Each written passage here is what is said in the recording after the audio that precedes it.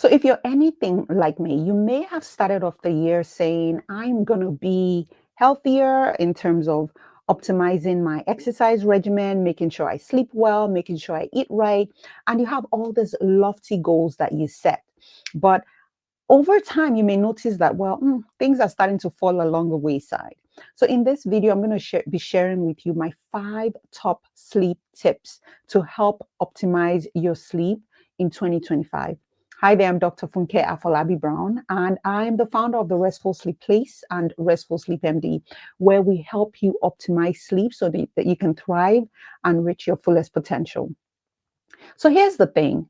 Have you ever been in that situation where you're like, I'm going to try to get 7 hours of sleep or 8 hours of sleep or 9 hours of sleep? And you notice over and over again that you start to fall short.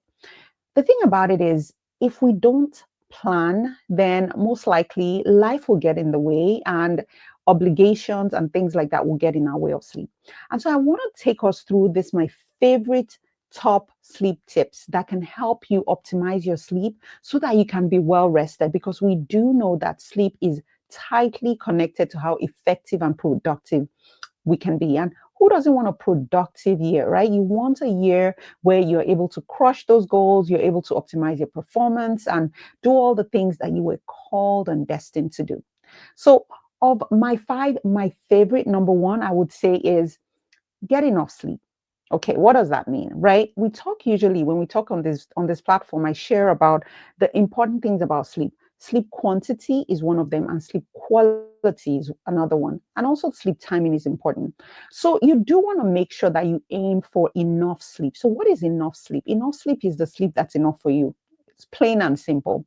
Now, the general recommendation is that you're getting anywhere from about 7 to 9 hours.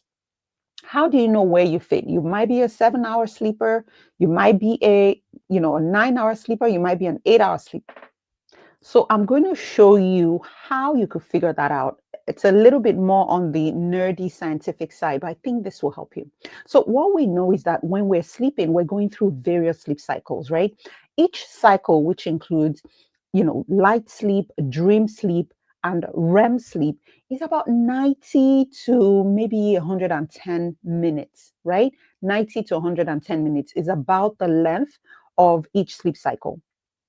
Each adult usually will get about 6 to 7 sleep cycles in their night. That's what's recommended. So, this is where that 7 to 9 hours of sleep comes in. So, think about it. If you're supposed to get about 6 sleep cycles, right? So, 6 times 90, that's your number. So, that's about, 540, or maybe about five. You might be someone who needs just about 5 sleep cycles. So 5 times 90, that's 450. So where that will take you will be anywhere from about 7 to 7.5 to 8 hours of sleep. Again, depending on how long your sleep cycle is. Everybody's sleep cycle differs. I mean, these are not absolutes, but they're estimates to help you figure out how much sleep you need. So if that's the case, you need maybe 7 hours. Let's start with 7 hours or 7.5 hours or 8 hours of sleep, right? And what you realize is, I need to get out of the house by, I don't know, 7 a.m. That means I need to be awake maybe by 6 a.m. or 5:30 a.m. You then will just need to count backwards. So when you do that, you lock your sleep schedule in to ensure that you're getting enough sleep. You're getting the right number of hours of sleep. Now, this is not the Bible, right? This is a recommendation, but usually you want to range between that 7 to 9 hours of sleep. And if you use the sleep cycle math, hopefully that would help you, and hopefully it's not confusing you. The bottom line is, figure out how much sleep you need, find when you absolutely have to wake up, count backwards, and make sure you're in bed by that time, right? So if you need to get into bed at 10 p.m., you're not starting your routine at 10 p.m. You're starting your bedtime routine about 9:30, about 30 minutes before then. So that's a rough estimate. So the first thing is get enough sleep. Aim to get about 7 to 9 hours of sleep. Number 2 tip, I would say, is the digital curfew. This is so important because blue light is released from our phones and all our devices, our laptops, and all of that. And what that ends up doing sometimes is that it suppresses your brain's melatonin and makes it really hard for you to fall asleep. But that's not the only thing. The main thing that I actually see, even more than the effect of the blue light, is the fact that we are consuming digital technology and we are activated, and it's really hard for us to wind down. So when it comes to that digital curfew, here are a few things I would recommend, practical tips that you can implement. I would say switch your phone, have a timer that switches your phone to night mode, probably about an hour and a half from when you're supposed to go to bed. This is going to be a game changer because at least you're decreasing the intensity of the blue light that you're being exposed to. The second thing that you may want to do is maybe use a blue light blocking glasses. If you need to be on your phone close to bedtime, I would suggest getting the blue light blocking glasses. And then finally, you want to also look at where are other sources of blue light. So are your lights, do you have like fluorescent lights around the house? If you do, if you have a dimmer, about 2 hours or so before your bedtime, you want to start implementing and using that dimmer just to kind of keep things really nice and low in anticipation of bedtime. So digital curfew is so important in making sure that we are preparing your brain and your body for sleep. And then the third thing I would say is optimize your bedroom temperature. So this is so important because your core body temperature will drop as you are going to bed. So this is something that you need to pay close attention to. Now, we usually will recommend, keeping your bedroom, I would say, cooler than the rest of the house. So anywhere from maybe 65 to about 70 degrees. You find what works for you. So a side story, I had my family over for the holidays, and these guys sleep warm. They sleep actually pretty hot. And no wonder they tell me they have issues with sleep, right? I'm not judging anybody. And so when they came to my house, I usually will drop my bedroom temperature so low, and they were shocked. They're like, "What are you trying to freeze us? We were so cold."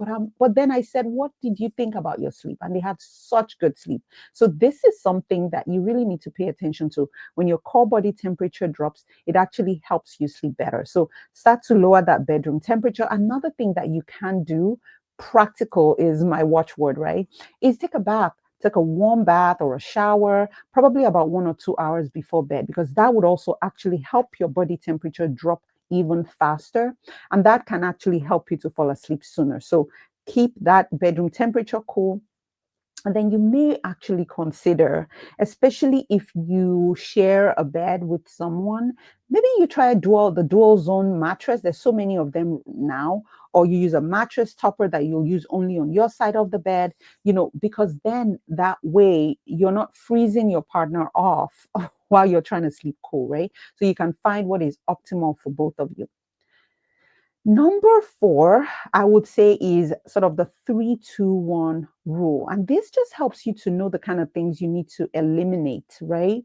Uh, Maybe it should be 6-3-2-1 rule. So six would be at least 6 to 8 hours before bed. You want to start to avoid caffeine. Three is any major meals, any alcohol. You want to make sure that you're done about 3 hours before bed.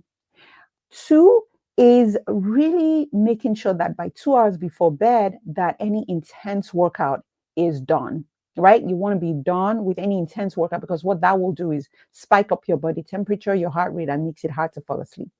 And then one is what we talked about, the screen time. So about an hour before bed, you really want to start to wind down on screen use. So think 3-2-1 of the things that you want to try to avoid in anticipation of bed. So the meal times, the caffeine, the intense exercises, as well as screen time. So you really want to pay attention to this.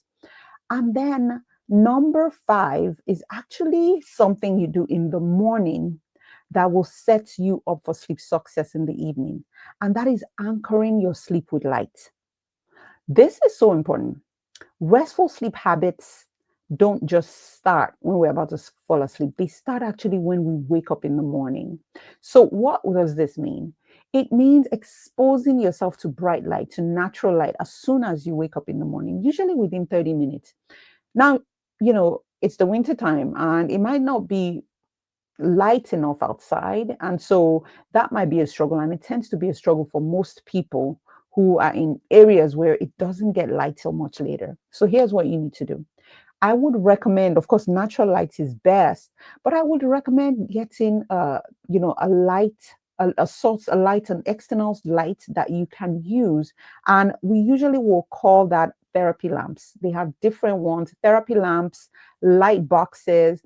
What you're looking for is something that radiates about 10,000 lux. So 10,000 lux, that's really bright, it mimics natural light, and that can help. And you want to just expose yourself to it for usually about 20 minutes or so. And you want to do it within 30 minutes of waking up. Now, what you can do, an extra bonus to that is step outside, do a stretch, some yoga, go for a quick walk with natural light. That even goes a much longer way. So that light anchor will set you up and set up your circadian rhythm so you start to feel sleepy at an appropriate time in the evening. So we've talked about a few things. We've talked about, getting enough sleep. The quantity actually does matter. We've talked about having a digital curfew, not just for your kids, but also for you. We've talked about optimizing temperature. We talked about the 3-2-1, which are things that you want to eliminate before going to bed. And we finished off with the very last thing, which was anchoring your morning with light. So here's the thing. This is the beginning of the year. I want us to create goals that will set us up for success, meaning that these goals will stretch us a little bit. We're not going to stay within our comfort zones, but it's not going to break us. So if you feel like these five are way too many, where you're like, okay, Dr. Brown, I'm not even going to do any at all because this is way too much, just pick one. Just pick one. I'm telling you, it will be a game changer for you. Whether you say, okay, you know what, I'm going to work on the regularity and consistency for now, or I'm going to make sure that I expose myself to morning light. Find one that works for you and just stick to it. And you will see a big change in your life, in your energy level, and in your mood as well, actually. So I hope this has been helpful. If it has, do me a favor and get the word out. Let's like, share, subscribe to this channel. And also, if you are in the neighborhood looking for a sleep physician, a sleep practice where you want to feel heard, you want to feel cared for, and all of that, then check us out, The Restful Sleep Place. You could go online, therestfulsleepplace.com, and learn about our concierge sleep medicine practice, and also learn about the different ways by which we're able to serve you. You can also grab a copy of our book, Beyond Tired, a sleep physician's guide to solving your child's sleep problems for good. That is a good read. That is a good read. That's a good read to start the year with. And so, again, I'm so happy to always have these conversations. And until next time, I hope you rest well.